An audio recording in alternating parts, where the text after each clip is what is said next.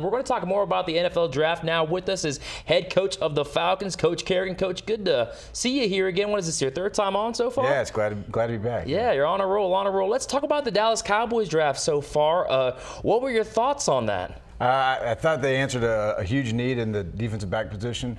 Got a solid corner. I think a lot of people were upset that they didn't take a running back. I think history would go to show that the running backs that are taken high in the draft a lot of times don't pan out, and you can find a great back later on in the draft. They didn't take one at all.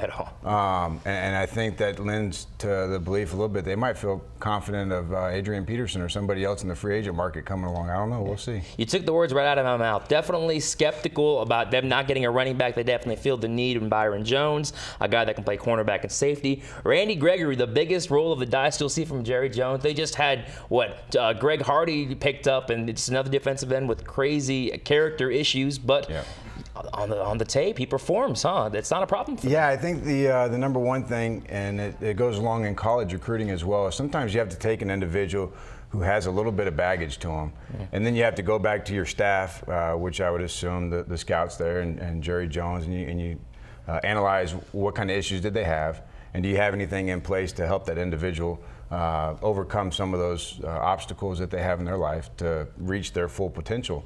And sometimes the answer is yes, and you take that chance. They've got a great support staff. Yeah, I think they hit a home run with it if they get to the full potential with them. If all cylinders are rolling, absolutely, with Coach Marinelli, apparently a player's coach, it could happen. We're talking the Texans now. I love what they did right there, going for one of the most sound cornerbacks in the draft in Kevin Johnson. You have some contract issues with the cornerbacks coming up, so they got that. They traded up twice in the second and third round to get Bernardrick McKinney, a solid 6'4", 3-4 inside linebacker that can definitely help out Cushing. And then Jalen Strong. Yeah. Wow, a guy that slid that far down. I don't know why, but they got him. And the Andre Johnson heir apparent alongside DeAndre Hopkins. The ceiling looks pretty high for the Texans, don't you agree?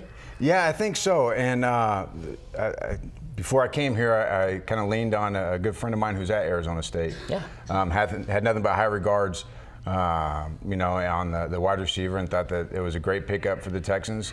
The big question will be, as far as his route running ability, will he be able to make the adjustment going into the NFL? He comes from a very simple offense there at Arizona State, and it's a little bit more of a run-friendly offense, so the passing game there is fairly simple. So it'll be interesting to see how he transfers over into the NFL. The Texans on the way up, undoubtedly addressing needs. Definitely got 3 players that can start from day one, potentially. Talking about best teams that had the best draft, who are you looking at? Yeah, I thought the Atlanta Falcons had a great draft, and that's hard to say.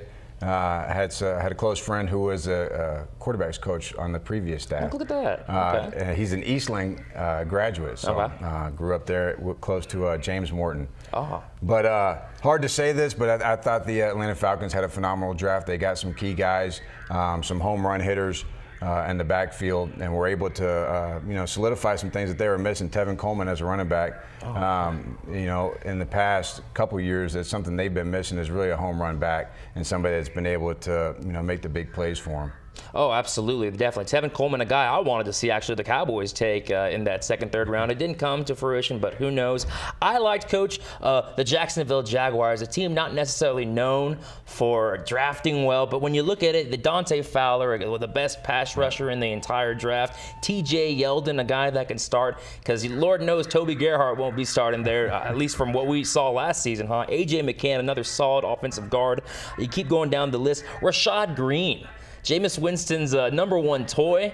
He can find a place down there in the slot, I'm sure. And Michael Bennett, he slid all the way there, the star defensive tackle from Ohio State championship team. I'm seeing 5 starters that can make an impact on the field for the Jaguars, who need some sort of push in that tough AFC South. That can definitely happen. Worst team.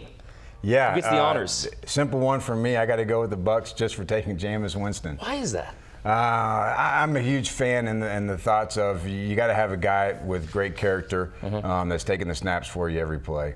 And you go back in history and you look at Johnny Manziel, a lot of question marks on him. And we don't know what the future holds for him. Maybe he's going to have a great NFL career. But when those guys come out with huge question marks and they're playing such an integral position there, I think that's a little bit of a miss and too much risk for me. So I got to give them the worst grade in taking Jameis Winston. So it's, with that being said, it's safe to say the starting quarterback for the UTPB Falcons, he won't be a head case, will he? No, if there's any issues at that position, he won't be playing for us. I know that. Those are the guys you don't take a chance on. You do not take a chance on. My beef, I agree with you in that regard. My beef for the worst team picked, the Indianapolis Colts. Yeah, what were bad. they doing drafting in the first round? Philip Dorsett, they've already got Andre Johnson. They just got him. They have T.Y. Hilton, Dante Moncrief. We saw what happened in the playoffs. They were just decimated by the Patriots. They needed secondary help, and they didn't even get it. They could have got Demarius Randall right there, who went right next to the Packers, fell on their laps. They didn't get it. I don't know what they're doing with Philip Dorsett. Yeah, he's a great weapon, ton of potential, but you want to win today, especially with Andrew Luck. You got him there. They didn't really address the issues looking far down there. The first round pick is supposed to be the one that can really be that player that can get you over the hump at the next level. Yeah. They didn't do it, did they? No, I don't think so. And the hard part here is you never really know until 3 or 5 years from now. Yeah, exactly. It's stuff what we're doing essentially. Right. But like you said, that first round pick's got to be a home run. You can't miss on that one. You can't miss on the minute he did. You know what? But who are we to judge? Only time will tell in regards to whether or not these players will be makes or breaks. But Coach, thanks again for coming in. No, we appreciate it. I appreciate it. Yes, sir. Well, that was it. And coming up next, we're going to talk about all the crazy happenings in sports that happened on Saturday. Until then, you're watching The Wire. We'll be right back.